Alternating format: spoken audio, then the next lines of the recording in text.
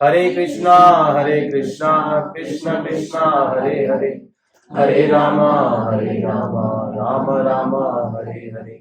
Hare Krishna, Krishna Krishna, Hare Hare, Hare Rama, Rama Rama, Hare Hare. Yeah, I want to thank first of all Ramesh Prabhu and Tatani Mataji. Imagine suddenly someone calls you at just 1 hour before, 2 hours before the program and says, let's change the venue and we will have it at your home now, right? I mean, in Hindi we say wrong khade ho jate, right? We get scared. Suddenly 20-25 people coming home, we get scared.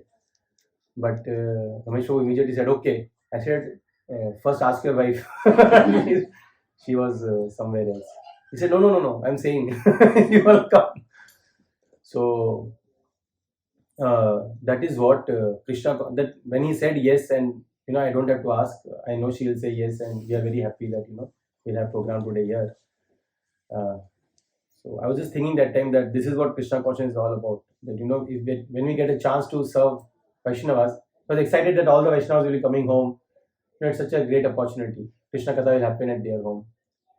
So we should take that opportunity. And that is what Krishna consciousness is all about. Just trying to somehow get a chance to serve Vaishnavas. And why we took this place today, because it's the third chapter. In third chapter, Krishna is saying that you have to work in this material world and still be able to practice Krishna consciousness. So today Prasadam will be getting cooked there, and still you have to focus on Krishna consciousness. I just kidding. Decided to change the venue. We thought, let's keep the vibration going. Last 1 week has been extremely crazy. Thursday there was a program, Friday something, some devotees who were supposed to cook, they had to back out for some reason. Saturday something, again some devotees had to back out.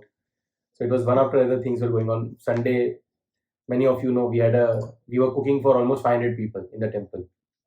500 people cooking was there, and we started around 2 a.m. everything started, and by the time it got over, it was 6 p.m. Then Monday again something was going on. So then we were thinking that what should we do on Tuesday, when some devotees are thinking what should we have program or not. And then we were thinking that it's actually a good habit to have consistency. And today's section is exactly on that. We should find our intensity, which is catering to our propensity, which we can keep as a consistency, and that will lead to purity. So Krishna here, Arjuna and Krishna will see that Arjuna is confused. After second chapter, which is the summarization of entire Bhagavad Gita, so clarity should come. Siddha Pragya we discussed, right? Entire thing. But now Arjuna is confused. Sometimes it happens. You see, when there is a debate, the other party is saying some things, and on a particular point, which will cater to your understanding, you'll pick on that point and you said, "Tumne aise kaha." You said like that, right? But you said like that.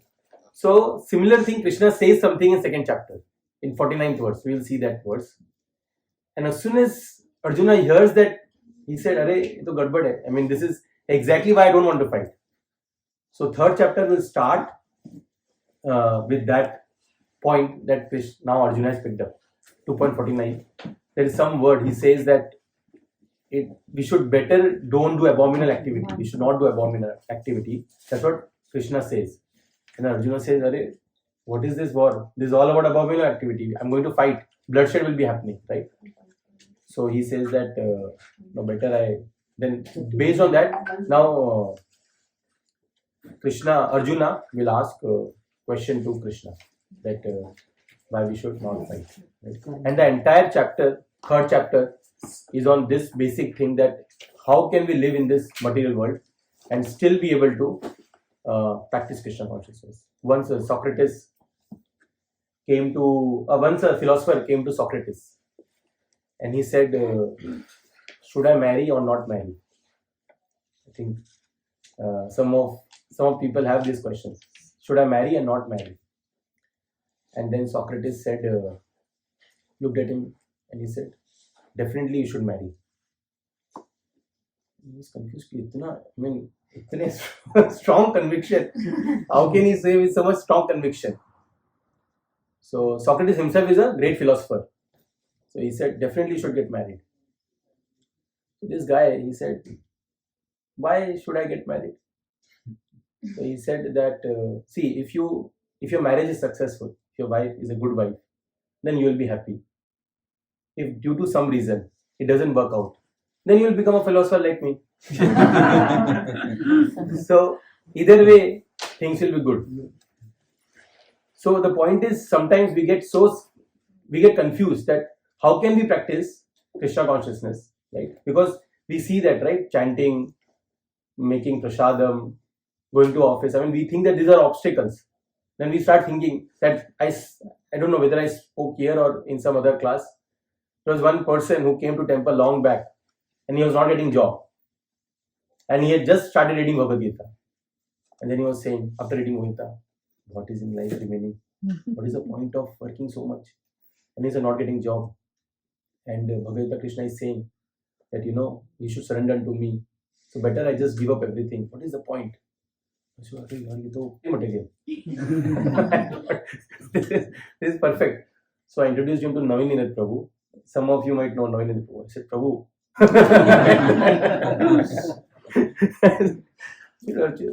Then Navin Prabhu came and he himself is a brahmachari, very great Vaishnava, amazing Vaishnava. So he started speaking to him and they spoke at length. So I exchanged number and then I was in contact with him. And suddenly, after 2-3 weeks, no pings, nothing. Till that, he used to ping and I used to reply. Later on, I was pinging him, but no replies. And then I came to know he got the job. Right? So basically, till the time you don't get job, you are all philosopher and everything. Right? But then you get the job and then you... So we think that So the point is, Krishna is thinking that, all this is hindrances. Krishna is saying that become a Sthita Pragya, then these are hindrances, right? Like so we think that sometimes marriage, this all this, like there is a famous there's a shairi, he said लिपट जाती थी जब बादलों में गरजना होती थी, लिपट जाती थी जब बादलों में गरजना होती थी, अब हाल ये है कि बादलों से ज्यादा गरजती है. Right? So the point is, sometimes we think that this marriage life is actually a big hindrance, and Arjuna is also thinking the same thing. That not marriage life, is thinking that this war, what is the point? Bloodshed, so much things will be going on. What is the point of all this? Rather, I give up everything. I give up everything and go to forest. Right? I go to forest. So this is where third chapter is starting. This is a question that Arjuna is having. What should I do? Should I take Jnana Yoga, Samkhya Yoga, where I understand things by empirical knowledge? I go to forest, do spiritual practice, or I should fight? This whole crux of third chapter we'll see. Okay. So let's see, where are we? Okay, so we are already in this. I had kept this verse intact. So this verse we discussed in 2.49, and here Krishna is using certain words, and he's going to pick up. Like we sometimes see that Rajiv Sardesai, long back I used to watch this. The other person used to say a lot of things and he used to pick up one word. They say, hey, you said like this, right? And then new debate used to start. So same thing is happening here. Krishna spoke in length, entire contents of Gita is summarized, chapter 2. But suddenly now, based on this verse, Arjuna has picked up certain thing and now he's saying that now he will ask question. Right? We see everyone is asking questions. The whole thing about animal life, if you see, in the morning, if you see the birds are chirping, you see, oh, so nice, this is so nice, it is coming to our ears and we like it. But actually what they are asking is, where is my food? Everyone is, they are doing the same thing. Where is my food? Right? And we also, when we get up, first thing actually, we are not thinking about because things are taken care, but we are thinking how can we get our food? How can we get our daily bread? How can I put my child into one of the best schools? Right, Stratford or whatever, Challenger. Everyone is asking that same question, right?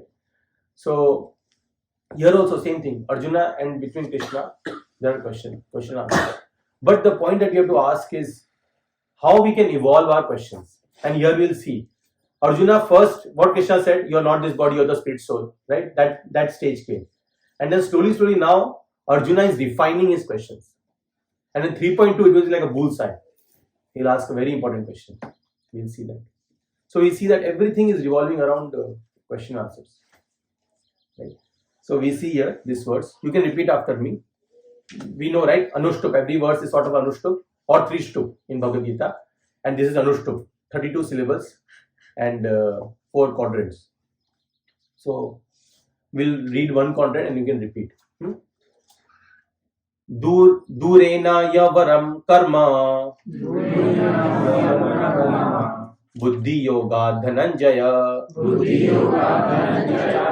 buddho sharanam anvichcha kripana phalahetava.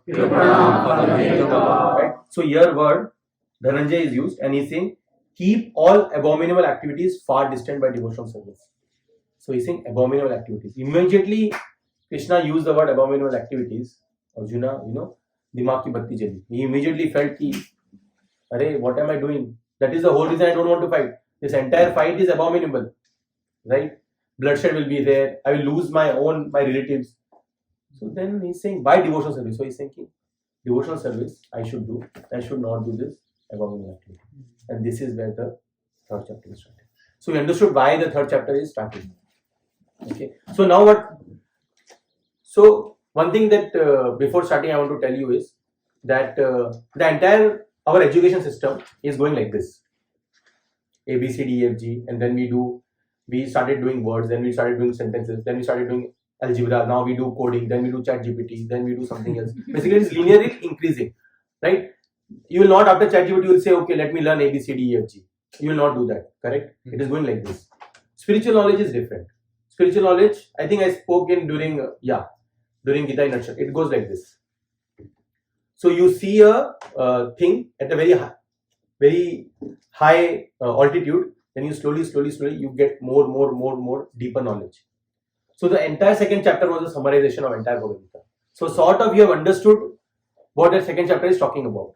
From third chapter now things will get more deeper. Same things we'll be discussing, but now in lot more depth. Okay. So because you must be thinking, so Prabhuji discussed all this. Again we are discussing the same thing, right? It's basically now we'll be discussing in more detail, and exactly how Krishna is asking, why Krishna is asking, we'll go like this. So now we'll go to third chapter, verse number 1. Everybody there? Yeah. Okay. Also, before starting, now we are starting the class. It was all introduction till now. So we want to first of all welcome 3 devotees who have come either after a long time or for the first time. So Mataji, what's your name? I'm Rupa. Rupa Mataji came from India, right? Yeah. Priyanka Mataji's mother. Yeah. So nice. See, now Priyanka Mataji also could have gone anywhere, right? But still, she also came and she brought her mother also. In Srimad Bhagavatam, there is a beautiful verse. It says, Vayam tuna vittapama uttama shoke vartaye yashinvatam rasagyanam swadu pade pade. It is, I think, Srimad Bhagavatam SP 1:190. Yeah, Vayam tuna vittapama uttama shloka vikrame yashinvatam rasagyanam swadu pade. It says, we never tire of hearing the transcendental personality of personality of Godhead who is glorified by hymns and prayers. We should always have this taste of hearing. Right? Now Mataji could have told, let's go somewhere to LA. But she came here to hear Krishna Katha. Right? That is, we should develop that taste. Right? Those who have developed a taste for transcendental relationships with him, relish hearing of his pastimes at every moment. Right? So we should develop that taste of hearing Krishna Katha. We have Prahlad Prabhu there, not Prahlad Maharaj. In Srimad Bhagavatam, we have Prahlad Maharaj. Here we have Prahlad Prabhu. So, where do you work? Amazon. Amazon. Oh, yeah, Amazon. Sorry, I forgot. Yes, he works in. Oh, you also work in Amazon, no? Yeah. It's rare that Amazon people can come for Krishna Katha. It's very nice. Yeah. See, Amazon don't have the higher taste, but their employees have.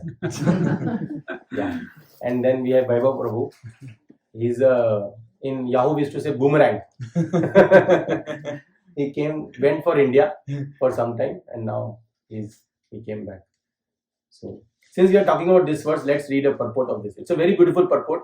It clearly demonstrates difference between material katha, gossips, and Krishna katha. Very nicely, the two differentiation is done in this verse. Don't worry, we'll start the chapter. But it's good to also know the glorification of Shravana, hearing. Right. Who wants to read?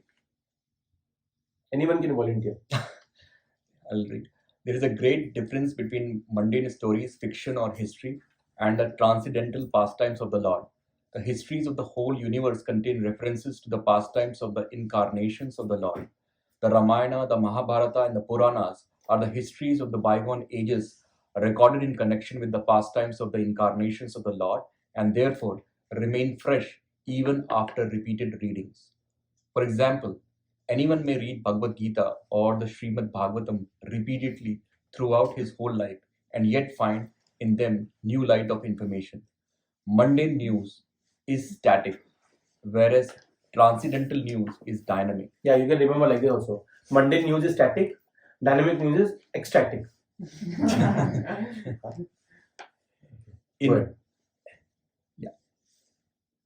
In as much as the spirit is dynamic and the matter is static.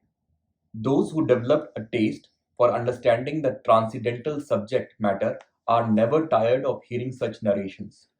One is quickly satiated by mundane activities, but no one is satiated by the transcendental or devotional activities. Uttama Shloka indicates that literature which is not meant for nescience. Yeah, ignorance, you can think. Mundane literature is in the mode of darkness or ignorance, whereas transcendental literature is quite different. Transcendental literature is above the mode of darkness, and its lights become luminous with progressive reading and realization of the transcendental subject matter. Yeah, that's it. Otherwise, in the future, he's talking about Maya. Can you open the door? Yeah. So we see that Hare Krishna. Thank you for coming. I don't think the fever was ever there. Yeah. So we see the clear difference between material news and spiritual news, right? So here he is talking about mundane news is that will bring us lower modes, right? When we see breaking news, do we get ecstatic? No. Exactly, right? See, if you see, once my friend, he was a very big Bollywood fan. Some of you might know the movie called DDLJ. Right? Yeah. You don't even have to tell the full form, right? DDLJ, right? And he had watched this movie 100 times. That's 1,000 times also. But after some time, he'll get bored, right?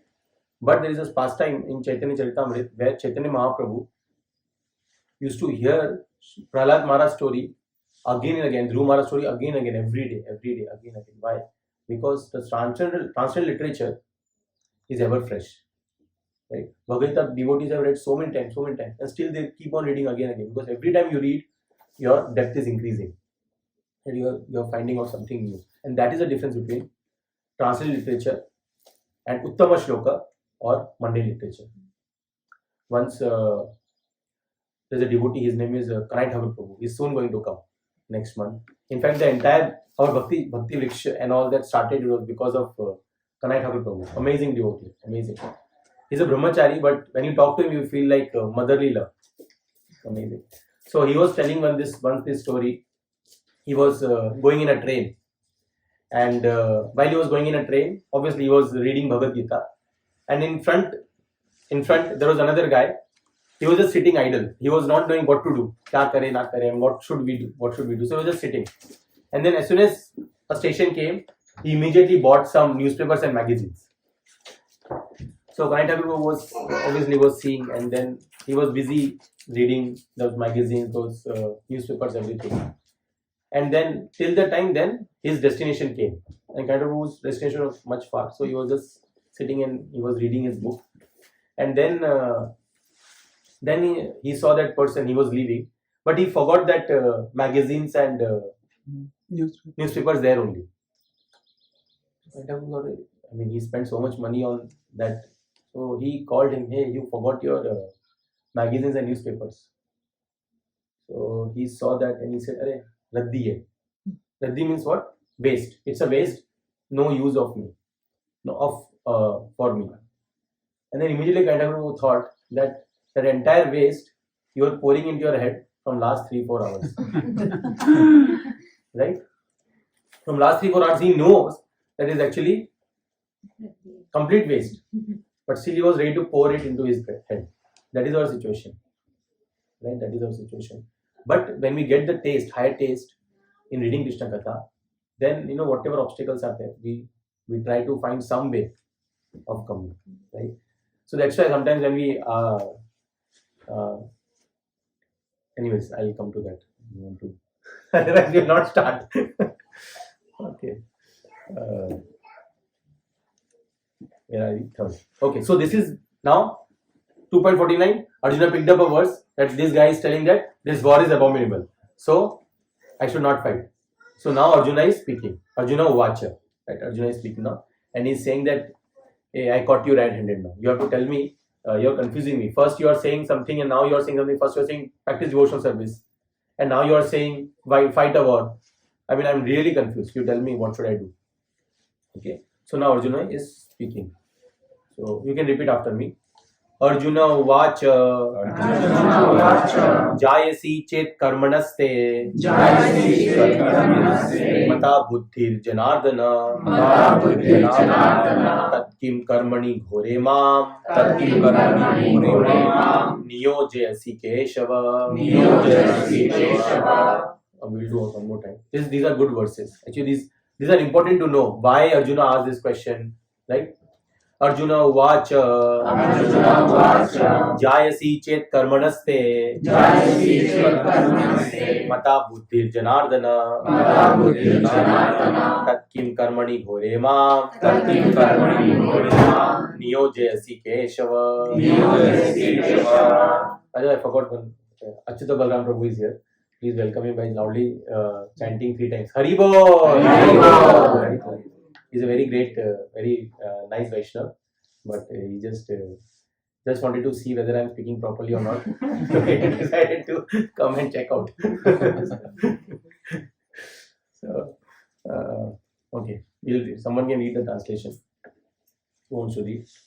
Arjuna said, O Janardhan, O Keshava, why do you want to engage me in this ghastly warfare if you think that intelligence is better than fruitive work? So see, he's saying Ghore, Aghore Baba. We said Aghore Baba, right? Ghore means something which is abominable, right? So here he's saying that ghastly war. G for Ghore, G for ghastly. He's saying this is such a ghastly war. You're telling me I'm now confused whether I should engage Karmani. He's saying Karmani. You want me to do this ghastly war or Buddhi? Buddhi means Buddhi Yoga, or you want to practice or. Oh, by the way, I forgot. Acronym for this chapter, right? The acronym for this chapter is Karma Yoga. Yeah, you're close. I spoke last time. I think it's karma. Karma. See, I kept easy. Karma, right? So K, first and second verse talks about knowledge or action. That is K. Knowledge or action. So he's saying the same thing. Buddhi. Buddhi is what? Not Buddhu. Intelligence. Knowledge. Right? So he's saying, should I gain knowledge or should I get into this action mode? Salman Khan. What should I do? Right? So he's asking that question here. Knowledge or action. So K is knowledge or action. First and second verse. Then third to ninth, we will see if we get time, we will reach to that only. That also. Then A, R, M, A. That entire third chapter we'll summarize in this karma. We will see. Okay, who wants to read the purport? This purport talks about the misunderstanding that Arjuna has. Arjuna is thinking that material life and spiritual life is different. Right? Sometimes we think, right, my material life is different. 24 into 7 minus 2 hours is material life. And then the root 2 hours is Thursday evening. That is my spiritual life. Right? We might think like that. But Krishna will show, Arjuna is also thinking like that material life and spiritual life is different. But now Krishna will explain that no, You have to mold your material life into your spiritual life. Everything can become spiritual. Prabhu, what is this Buddhi Yoga? You will see that this will we'll be discussing in this chapter also, and fourth chapter also, Jnana Yoga. There also we'll discuss Same. with yoga. Yeah. But in purport, Krishna is Srila Prabhupada is explaining. Okay. Who is reading the purport? Can I read? Yes, please. The Supreme Personality of Godhead Sri Krishna has very elaborately described the constitution of the soul in the previous chapter, with a view to delivering his intimate friend Arjuna from the ocean of material grief. And the path of realization has been recommended, Buddhi Yoga, or Krishna consciousness. Sometimes Krishna consciousness is misunderstood to be inertia, and when one with such a misunderstanding, Inertia means what? Lack of inaction. Inaction. Yeah. Right? Inertia means inaction. So he's thinking that Krishna consciousness means sometimes people think, right? Parents think, kid goes there, then he will. There is a devotee. His name is Braj Vihari Prabhu. You know him, Braj Vihari Prabhu, from Chapati. He's from Chapati. Amazing speaker. And today morning I was hearing his class only. How he came to Krishna consciousness. So his name was Venu Gopal Acharya. I mean, already devotee. Name में दम है. Venu Gopal plus Acharya, right? So he was born in a Madhva family, Udupi. You can search for him. He is one of my very inspiring. I mean, I take a lot of inspiration from his classes also, and from him as a person. So what happened was he was born in Udupi temples. You can think like that. Madhva in Madhvacharya. Madhvacharyas. Yeah, and in Udupi temple, he used to be in temple like that, you know. We tried to come in temple, but he was born and brought up in temple. So what happened was his uncle was a pandit of that temple, of that matha. So he was saying, this guy is only in the temple only. So he got scared. He might take full life only in the temple. So he immediately called his father, and said, this guy is spending too much time in the temple. Kuch to gadbad hai. Something is wrong. You please take him from here. So sometimes we think, right, that if you are too much into Krishna consciousness, then you will stop working. So what happened is, so Venugopal Acharya, his father immediately took him from spiritual world to material world. You know which place? Mumbai. Right, he took him to Mumbai. So, and that also just near that, what do you call it, Cuff Parade and all, where highest of material things happen, right? So he came to that place and he was studying economics. I mean, if you see his degree and all, I mean, a lot of things he had done. But so the point is how his uncle, who himself is so much dedicated, he himself is still thinking that Krishna consciousness or surrender, one can leave everything. But then later on he did anyways. He came to ISKCON temple. He met his spiritual master, and then he decided he want to completely surrender to Krishna. But the point is, sometimes we might think that, but he's still very busy. He's something of he's writing books and all. But the point is, sometimes we think that Krishna consciousness means you have to give up everything. I don't have to work anywhere. Live life like don't do anything. So here, Srila Prabhupada is saying the same thing. Krishna consciousness doesn't mean inertia, inaction. It means more than that. Go ahead. Sorry, who was reading? I interrupted. Sorry. And one with such a misunderstanding often withdraws to a secluded place to become fully Krishna conscious by chanting the holy name of Lord Krishna. But without being trained in the philosophy of Krishna consciousness, it is not advisable to chant the holy name of Krishna in a secluded place, where one may acquire only cheap adoration from the innocent public. Sorry, I will keep on interrupting. Suddenly That's I'm completely remembering. fine. So you remember I was talking exactly the same thing, right? Sometimes what happens, certain things happen, and then we say, let's go to, I want to give up everything, right? But then what happens is, what you get is cheap adoration. There was once Srila Prabhupada. Everybody knows Srila Prabhupada. Mm-hmm. Yeah. He's the founder Acharya of ISKCON. So once a devotee, his disciple, came to Srila Prabhupada and said that, because that time a lot of services and all used to be there. So he said that there is a lot of friction with other devotees and all. It is very difficult to practice my Krishna consciousness. Better I give this all, and I just stay in Vrindavan. Raj Bhumi, so nice. So Srila was trying to stop him, but he said no, I'll go to Vrindavan. I'll be there.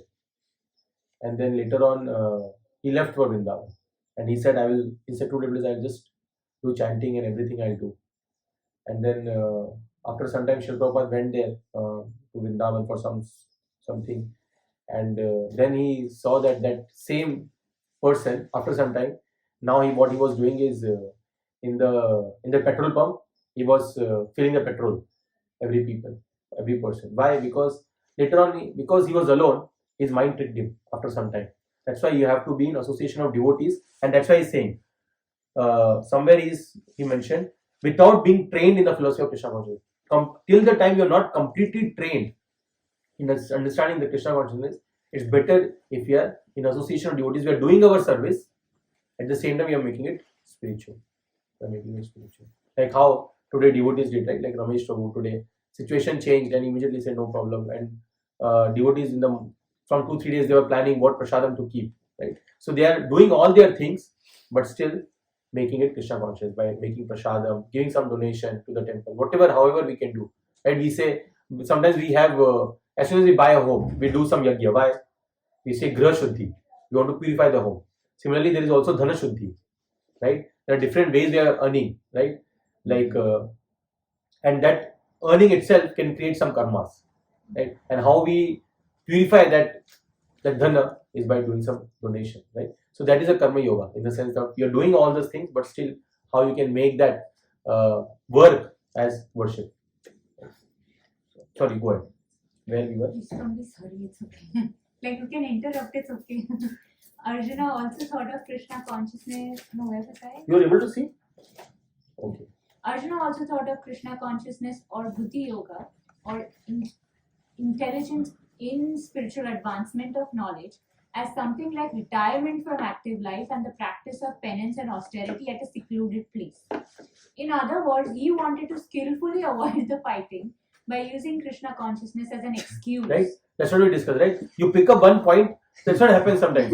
We see once there was a devotee, his name was, no, not once, he is still, sorry. Sometimes we say once upon a time and then he was everywhere. So, the devotee, his name is Kesharan Prabhu. So he was coming to Bay Area and there was a class in Hindu temple, it's Sanatan Mandir.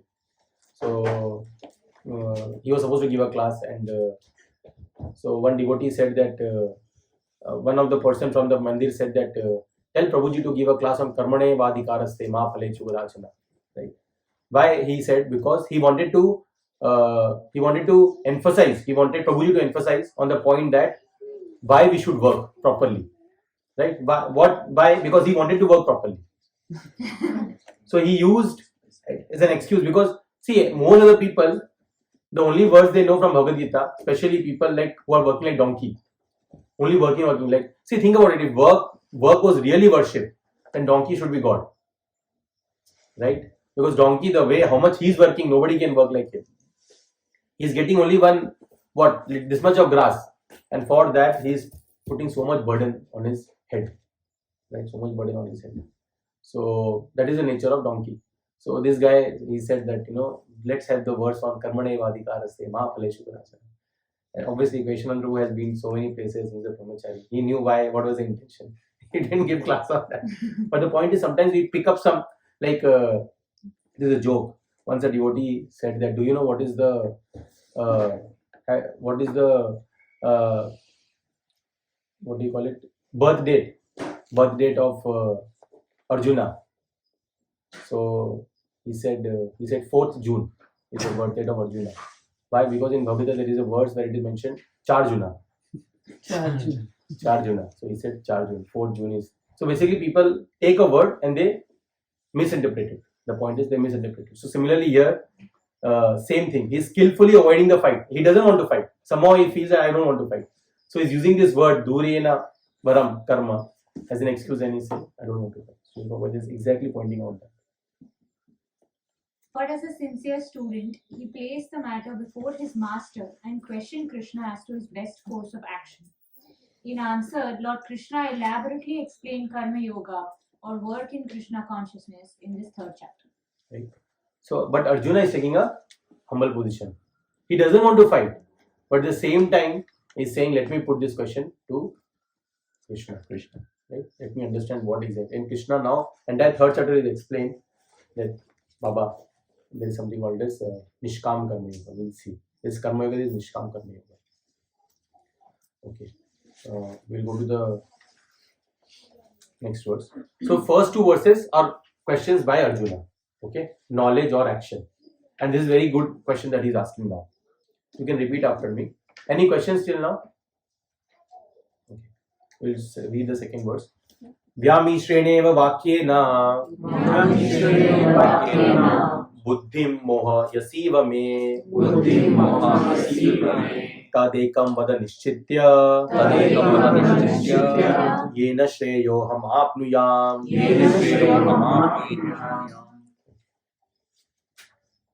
Who wants to read the translation? I can go. Yes, Prahlad. My intelligence is bewildered by your equivocal instructions. I'm Therefore, feeling like you are selling this to me because suddenly you are coming in third chapter and go ahead. therefore, please tell me decisively which will be most beneficial for me. Right? I said that how Arjuna slowly is refining his question. Srimad Bhagavatam, you know why Srimad Bhagavatam started, and Parishit Maharaj directly asked very important question. What should a person do before he leaves the world? Before he dies, what should a person do? Such an important question. Right? Such an important question. People have a laundry list of things to do before I die. Bungee jumping, this, what, you know, jumping from, before he dies, he'll jump from airplane and he will try his luck. Right? People have that kind of things. Correct? But here Parishit Maharaj is asking Srimad Bhagavatam, what should I do before I die? What should I do? Most beneficial. And here also Arjuna is asking exactly the same thing. What is most beneficial for me? You tell me. Whatever I am saying, I am asking the questions, but you answer me based on what is most beneficial for me. Very direct question, bullseye question is asking. Right? Very important question. And that's why we see that how we should see that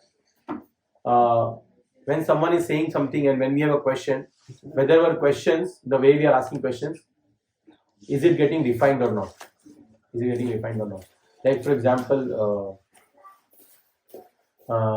let's say if I ask a person who is thinking continuously about money, let's say, and if I say that you have to earn at least $1 billion, right?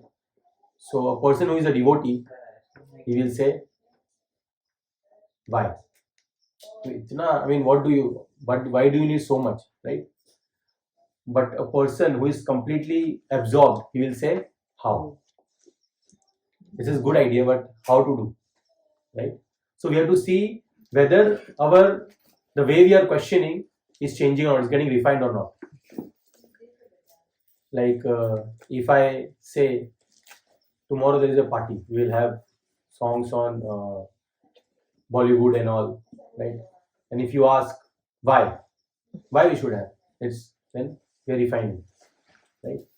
Or when we ask this question, when? That means something is wrong. If I say Saturday morning we have japa session, Vaishali Prabhu does a japa session, please try to come. And if we say why, why we should come for japa session? Morning time is sleeping time, right? That means there is some work to do, right? Or if you don't have a car and we say how can I come? Right? I don't have a car, but I want to come. How can I come? That means our question is getting refined. It is getting refined. So when some situations are coming, and when we are asking right questions, entire Vedanta Sutra was the first thing is written is Athato Brahma Jigyasa, and now is the time to inquire. So we are all asking questions, some or the other. Even in a meeting, right? Entire presentation is done, and then the person says, any questions? Right? Everything is revolves around questions. Right? Questions are so, because question is like a hook. Questions are very important. And based on that only further discussions happen. Right? So here also Arjuna is asking questions, that's why Krishna is speaking. But we have to see in our life also whether our questions are getting refined or not. Or we are still thinking about how to get millions of dollars, which is okay, but we have to still ask why. That why also is okay if we understand that why we want to earn that. Right? Instead of just focusing on how. Doing for money, obviously. So that refinement is necessary. We have to ask ourselves, are we getting refined? What is our questions? What is our questions? Okay, we'll go ahead. Purport. So here, in the purport, what Srila Prabhupada is doing is he's giving a little prelude to third verse. So I'm thinking whether we should do or not. Okay, let's read it. Let's read it. Who wants to read? Yeah. Yeah. In the previous chapter, as a prelude to Bhagavad Gita, many different paths were explained, such as Sankhya Yoga, Buddhi Yoga, control of the senses by intelligence, work without fruitive desire, and the position of the neophyte. Imagine all this was discussed. Second chapter, everything was discussed. That's why it is known as content of the Gita summarized. Everything is discussed. But now we'll be discussing. But see, sorry. Go ahead. Yeah. What was Sankhya Yoga again? In the third verse, we'll be discussing because Krishna will be saying the same thing. Sankhya Yoga means understanding the world through matter. Like if I want to know what is nose, so how we will go systematically, we'll understand is okay. The ears are not the nose, the mouth is not the nose. So finally, we'll reach out to nose. We say naiti, naiti, naiti. What is not? What is this? Is not. This is not. This is not. Okay, this is Krishna. So we'll reach there, but through the process of negation, through 24 elements that we'll see in third chapter, we'll see in future verses where Krishna will, Srila Prabhupada will mention in one of the purports. But basically, through matter, you'll understand God. That is Systematic understanding.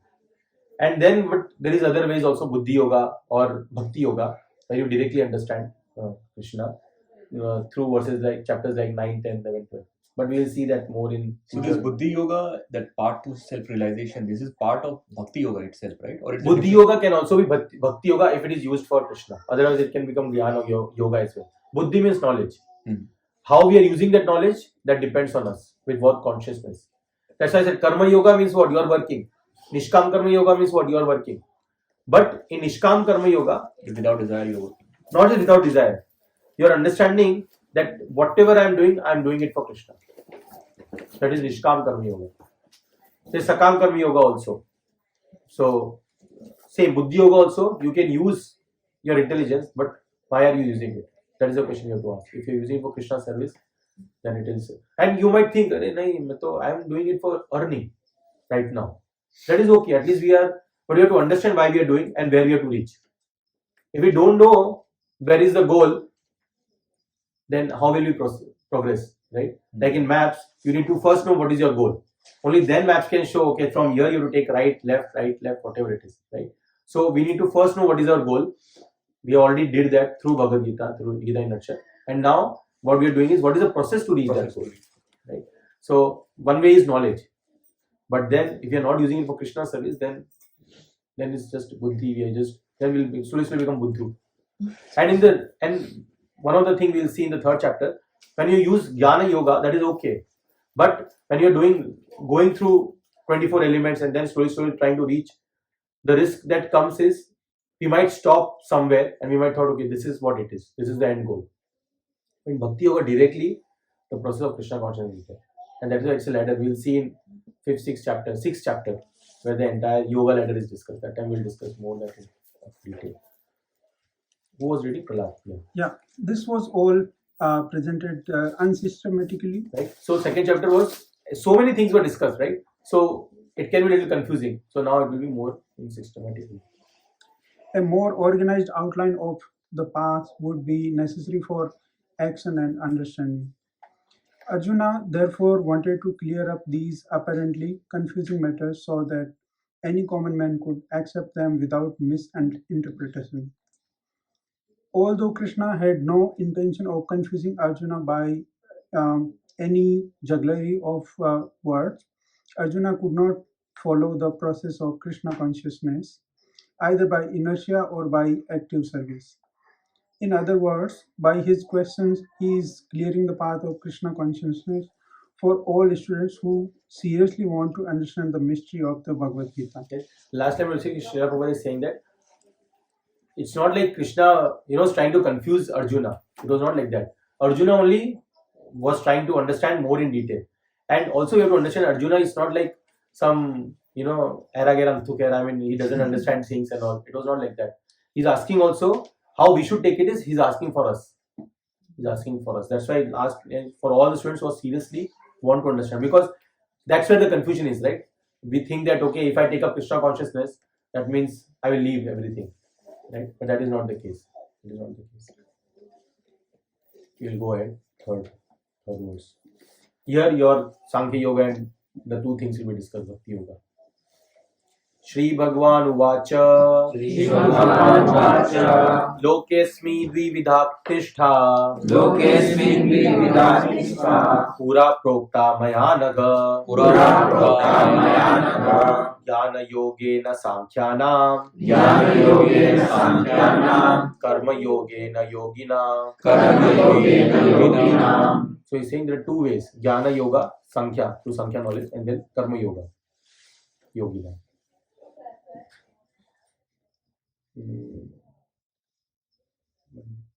Okay, go ahead. Who is reading translation? Mostly this might be the last verse. The Supreme Personality of Godhead said, O sinless Arjuna, I have already explained that there are two classes of men who try to realize the self. Some are inclined to understand it by empirical, philosophical speculation, This is Sankhya Yoga. Go ahead. and others by devotional service. Right? If you go back to the verse, see, Dvivida. So Nishtha means what? Determined. How you can develop? There are 2 kinds of people who have different kind of who develop determination. One is through empirical knowledge, through matter and stories. So Neti, this is not God, this is not God, this is not God. Okay, this is God. Okay. This is process of empirical philosophical speculation. Another is Karma Yogena. By devotional service. So Karma Yoga and this Buddhi Yoga, these are like same. Again, depends on how you're using it. Karma Yoga means action. Buddhi Yoga means intelligence. But how you're using it, if Karma Yoga is using it for Krishna, then it's Nishkam Karma Yoga. But otherwise it can become Karma Kanda. Karma Kanda means what? Doing your work without any. No, Karma Kanda is, yeah, you can say like that. It's like you go to temple, you ring the bell, and you are just asking. It's like House by the Sea, 3 gig MP3, Jai Jagdish Hare. Like basically you are going to ask. That is Karma Kanda. Basically, if I do this, then my wishes will be fulfilled. If I do this, my wishes will be fulfilled. Right? That is Karma Kanda. And then from there we have to reach to Nishkam Karma Yoga. Basically, I don't want anything. I just want to serve you, and whatever I'm earning, I'm doing it as a service to Krishna. But that is a very lofty path from here to there. And Karma Yoga in general is a generic term, but how we use that in the sense of whether we are doing to Nishkam Karma Yoga or we are doing Karma Kanda, that depends on our consciousness. So after Karma Kanda, like in general, people also have this idea that Karma Yoga means you do your work and don't bother about the results. It's Yes. not necessarily that the results they are expecting to give to God. Yeah. You don't bother about the result, but most of the time they say it, but they want, like, you want the results for yourself. But yeah, that's also a stage, right? That you are not worried about the results. Yes, yes, That's yes. Nishkam. No. Okay. Nishkam Karma Yoga means you exactly know why you are doing what you're doing. Basically, you are doing the work, but you are doing it as a service to Krishna. Okay. And then after that you have Jnana or Sankhya. I mean, so you No. have this Karma So Karma Yoga, if you are doing that kind of Nishkam Karma Yoga, that is as good as Bhakti Yoga. The only difference in that you can say is that you are doing it because you have inclination to do the action. Okay. But I don't want to confuse you that. Let's come to the third, fourth chapter, Okay. fourth, fifth chapter. That time we can discuss more that in detail. Otherwise, it will be little confusing. Who was reading? Yeah, you were reading, no, Vaibhav? No, sorry, Vishal Prabhu was reading. Yeah, go ahead. Purport also. Yeah. In the second chapter, verse 39, the Lord explained 2 kinds of procedures, namely Sankhya Yoga and Karma Yoga or Buddhi Yoga. In this verse, So the see, Lord- Karma Yoga or Buddhi Yoga is same. Why?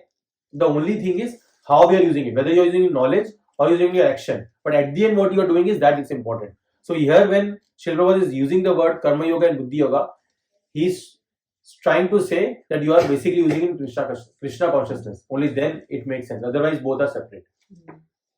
Okay. But I can do karma like she said, like a Then it will become karma kanda, more at the level of karma kanda.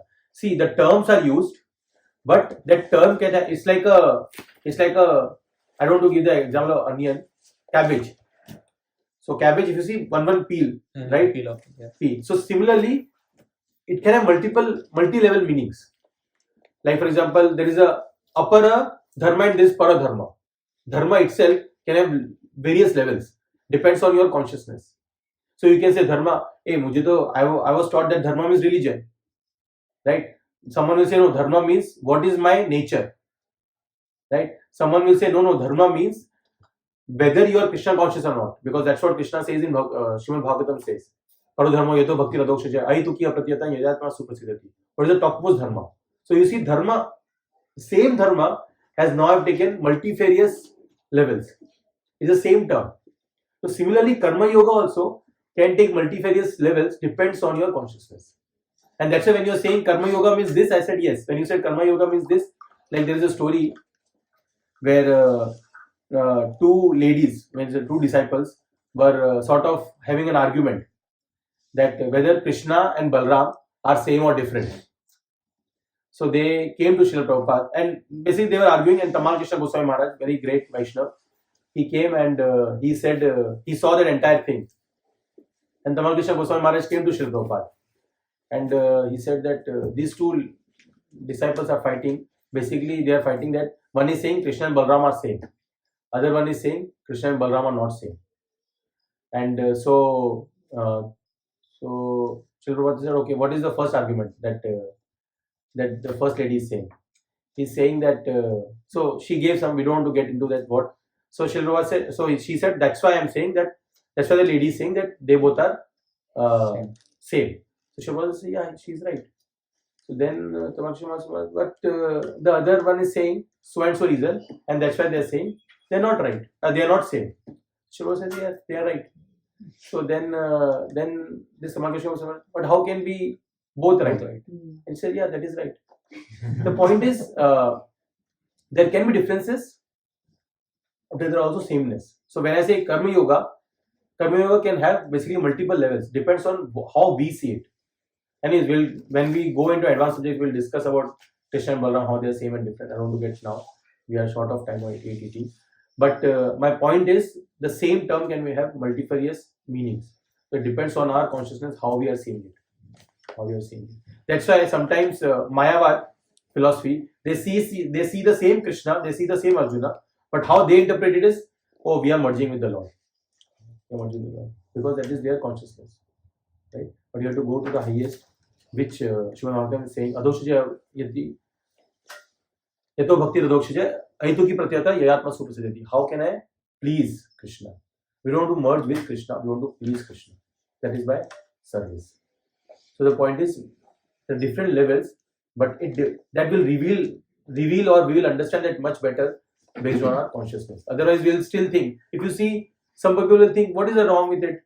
You go to the temple, you ring the bell like a waiter. Like waiter comes, you ask, Bada Pav, right? What is the difference? It's okay. Krishna is there to fulfill our desires. We'll do that. But then we think, if your consciousness is revolved, you will say, no. What is this? It's like there is a story. Srila Prabhupada says this story. It's a beautiful story. He says, how should our consciousness be? So there was an old lady. She was just walking, taking a big pot of water on her head, and she was walking. And suddenly that big pot of water that she had suddenly fell, and it was completely broken, and all the water got spilled. And she shouted loudly, Krishna! And Krishna came. And Krishna said, so what happened? So this pot of water broke, and all the water fell. This is such a so much hot afternoon. I was already perspiring in this water now. What? So Krishna said, so what do you want? He said, please put this back, this entire pot of water on my head. So Krishna's, that by obviously his Sarva Karana Karanam, he knows how to do things. He immediately assembled an entire pot, filled the water, and he put it on the head of that lady, and he said, "Do you need anything else?" He said, "No." And Krishna left. And then she continued walking. And suddenly she stopped and she realized Krishna came.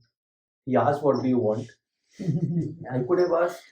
He's the Lord of everything. I could have asked something great. But what I asked? Water. Pot of water. So it depends on our consciousness, what it is, how it is evolved. And this is the same thing. Sorry, your simple question was there, but okay. So where are we? Oh, at Vishal Prabhu. Yeah. In this verse, the Lord explains the same more clearly. Sankhya Yoga, or the analytical study of the nature of spirit and matter, is a subject matter of persons. Is a subject matter for persons who are inclined to speculate and understand things by experimental knowledge and philosophy. The other class of men work in Krishna consciousness, as it is explained in the 61st verse of 2nd chapter. The Lord has explained also in the 39th verse that by working by the principles of Buddhi Yoga or Krishna consciousness, one can be relieved from the bonds of action, and furthermore, there is no flaw in this process.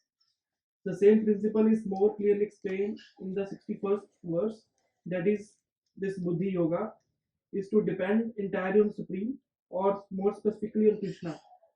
And in this way, all the senses can be brought under control very easily. Therefore, both the yogas are interdependent as religion and philosophy. Yeah. Now read this. Please, everyone, focus. This line is very, very important. Okay. In fact, we will stop after this line. We will not go to the entire thing. But this line is extremely important. Go ahead, Prabhu. Religion without philosophy is sentiment or sometimes fanaticism, while philosophy without religion is mental speculation. Right. And this is what our situation is. Right. We are following some religion, but there is no philosophy. There is no philosophy. And that is why, I mean, many of you would have heard about this famous movie that has come out, Kerala Story. The Kerala. Right. And there is a very nice video by a devotee. I'll try to share in the lack of time. But his point is that we are all following the religion, but we don't even know what is mentioned in Bhagavad Gita. Right? Like many of us are at least 25 plus. Right? But we never opened the book Bhagavad Gita. And that's why it's saying we are following the religion without philosophy. What it is a sentiment. And that is why it is sentiment. That is why it is sentiment. We don't know why we are doing what we are doing. And then we might have great philosophy, because there are university people, they have great philosophy, right? Without, but there is no religion, they are not following anything. So what is that? Mental speculation. And that is Sankhya Yoga. Sankhya Yoga means if it is not used to find out who the Supreme is, it is mental speculation. Why? Because there is no practice. You just maybe this, maybe that. In Srila Prabhupada will say in future verses that there are Sankhya Yoga was actually coined by Kapila Muni in Srimad Bhagavatam. And he comes from 24 elements to Krishna. But there is Athis Kapil also who stops at 24. And he says everything has come from chemicals. Right? So the point is, but if there is no practice, so theory and practice go hand in hand. The same thing. Philosophy, you can think of it as theory. Religion, you can think of practice. If you are doing practice, but we don't know why we are doing, it is sentiment. And if we are doing philosophy, which is theory, right, like university people, but there is no practice, then it is mental speculation. And that's why both has to go hand in hand. What it means, Shravanam and Sadhana. Shravanam means obviously reading, Swadhyay, Shravanam, reading, hearing. So this is what, this is more like a philosophy. And at the same time practice, which is chanting the holy names of the Lord. So both has to go hand in hand. Only then we can understand. And nowadays you see, right, some people are very busy in just reading and just doing that only. Some people are just doing meditation, but they don't know why they are doing meditation. Both has to go hand in hand. We should understand. That's why we say, there is in Chaitanya Charitamrita, there is a very beautiful point where Chaitanya Mahaprabhu is saying that my spiritual master has given me this, the chanting of the holy name, Hare Krishna, Krishna Krishna, Hare Hare, Hare Ram, Ram Ram, Hare Hare. He has given me this such a nice mantra, and after chanting this mantra, I am becoming like a pagal. I am becoming a mad person. And I was thinking, what does this mad person means? And I was thinking that it actually means we should understand how we should chant this Mahamantra. It should be methodically, it should be attentively, and it should be diligently. These are the three things that we have to do while chanting the Hare Krishna Mahamantra. Methodically, we should understand what is the science behind chanting this Mahamantra. Why are we chanting? And we'll see that through our entire Bhagavad Gita, we'll see this, why we should chant this Hare Krishna Mahamantra. In Kali Yuga, Santana Upanishad said that there are a lot of mantras, but for this Kali Yuga, the Hare Krishna Mahamantra is the topmost mantra. And that's why Chaitanya Mahaprabhu himself came to show the world the importance of chanting on this holy name in 500 years back in a place called Mayapur in West Bengal. He came to show this, to show to the entire world how to chant this Mahamantra. So methodically, we should understand the science behind it. Attentively, we should be focused in our chanting of this Mahamantra. And finally, diligently, we should be sincere. We should be sincere about our chanting. We should have some vow. We have so many vows, right? During marriage, we have vows. To marriage also, we have given vows. 9 hours of mind, I'll give it to you. Right? We have given that vow to our manager. Similarly, we should give that some vow. 1 round, 2 round, 3 round, 4 round, whatever we can do. To give some vow to Krishna that I'll chant your names. Imagine he has given everything, sort of, even without asking. Right? Actually, we don't ask. Nowadays, so, okay, everything we'll get anyway. But we should be grateful. We should be grateful. And we'll see the science when we read more and more entire Bhagavad Gita. We'll discuss more about science behind chanting of the holy name. Why we are chanting? What should be the mood of chanting? So it's already 8:26. Rest of the purport we can do it as homework. We read it. But now what we'll do is we have 3 minutes. So since we discussed a little bit about chanting, you know what? You have 5 minutes more. I want to show one video. Yeah.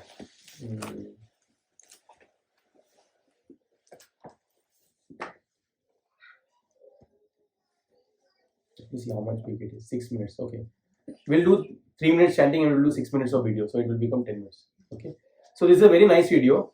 We're talking about working in the material world and still able to practice Krishna consciousness. Right? And this is a Srila Prabhupada's interview with a social worker. Social worker means what? You're working in this material world. So there is a very nice dialogue between the two. You can just, it's 6 minutes. We can just go through it. Okay. Is it audible? Audible? Okay. Or you can come little near. Below this. Department, just like your what is the department? So social worker, this guy has come to talk to Srila Prabhupada and just understand what is the problems of life, how we can solve collectively, right? So they are just discussing. In social welfare, why not help? Why they bring politics? If actually there is social welfare here, why they should not support? Yeah, well, you're right. But in our society, minister is elected to carry out certain policies. Not what he wants, but what the people sort of voted for. And they are taxed to support that. Your policy, social reform is that. Social reform is not our policy. Social welfare. So just to look after those who are in trouble. That's our Well, policy. everyone is in So I'll just give you a little backdrop. So basically, he's a politician, sort of social welfare, and Srila Prabhupada is saying, you support us. We are social welfare. Then I will do the social welfare. You support us. So he's saying, no, but this is not what we have told our citizens. Now Srila Prabhupada is trying to convince him that you are getting the math wrong. at the present moment. Even the ministers are in trouble. Yes, but that is not about functioning. Everyone's in trouble. Musician, he is also. They are also drunkards, they are also over hunters, new teachers, and gambling. They require to be rectified. But they can't help it. That's society. You have to go and change society. The society tells us to act. Unless you change the society, how can you make social welfare? Well, so you have to be There is a question of welfare. It's same, right? Like for example, Like when a child, suddenly he had got some hurt, and you try to, she will show you that I've got hurt, and you will give some blow, and the child will think, oh, it's good, it's not right, but it's not actually right. You have to rectify it. Just blowing will not help, right? So Srila Prabhupada is saying the same thing. The main problem is the politician itself. They don't know what is the right thing to do. How will they help the citizens? Give it a different interpretation to the word. I don't understand. Basically, one must be first class, ideal. That is one. That's why it's so very difficult. You have to work on your own, and or you have to see that your fingers to work. You And if find you out convince enough people to go your our own program. It is not God's property. You find out fault with that. huh? You find out what is our fault. I can see any fault. Then you can decide. But when you see everything is right, how you not accept it? Unless you're biased. Of course I'm biased. I've been brought up differently. Yeah. And that's like our. Because you're biased against my life. No, we are not biased. We Yes, I am. just like we are not biased. We are allowed. We say that if you want to be first class man, then you must not commit sinful activities. That is our. But I as a public servant, I'm not here to change society. We Society are also tells me public. what to do. We belong to the public. You must become our servant. Right? We are public, members of the public. Yeah. So you should become our servant. If you are public servant. A public servant is in our philosophy, is a man who serves a minister elected by the people. It's this way he serves the public. Yeah. And what the public decides, But it votes accordingly. we are informing the public. Just like we are proposing here. I am not proposing. Krishna says that one must be peaceful. How to become peaceful? If his mind is always disturbed, how he can become peaceful? So that is the secret of success. You have to make people peaceful, but you do not know how to make him peaceful. Yeah. And therefore we have to adopt this. We have a competitive society. We say that you chant Hare Krishna, eat here sumptuously, live here comfortably, and you become peaceful. It is guaranteed. If anyone, even a madman, agrees to this principle, that let him chant Hare Krishna mantra, take what are nice food stuff we should take, and live peacefully. So I'll stop. It's a long one, and we have less time. Maybe I can share in the WhatsApp group. Shilva gives the example. When a pig, right? You try to give him entire nice plate of prasada, but he will still be focused on the stool, right? Because his nature is like that, correct? But we understand that this is a very nice plate of prasada. We should eat that. Similarly, when we are extremely materialistic, we'll think that why to do, just enjoy, live like king size. Is zindagi milegi na dobara. We'll have that kind of. But when you start understanding that actually it's a very hollow, that peace will still not come. And that's what Srila Prabhupada is saying that in 5th chapter of 29th verse, Krishna will speak about that peace formula. So that's why Srila Prabhupada is saying it's a nice thing. You just chant Hare Krishna to do whatever you're doing, and just chant Hare Krishna. Just put Krishna in your life. That's it. So everyday devotees all over the world, be it American, African, Nigerian, Mexican, or Australian, anywhere, or everywhere, or all over the world, millions of people are chanting the Hare Krishna Mahamantra on the beads. Or many of you, I think, got the beads previously. I forgot today to get the beads. Yeah, these are big ones. So big ones you can take, but here we don't have time now to do big ones. You can chant at least one round. It will just take 7 minutes. That's it. So yeah. Now what we'll do is we'll chant the holy names of the Lord. That is Hare Krishna Mahamantra 10 times, and after that we will immediately go to Prasada. Okay. So Methodically means, as a simple thing, we can understand the science behind Krishna. The holy name is that basically remembering that we are actually part and parcel of Krishna. We are part and parcel. That is methodically. Then, what we said, attentively. We can focus on this every syllable. The Hare Krishna Mantra. There is a lot of potency in the sound vibration. Even science has proved it. Maybe we can discuss sometimes through that. And then diligently, being sincere that okay, I want to be present now. I'll be present.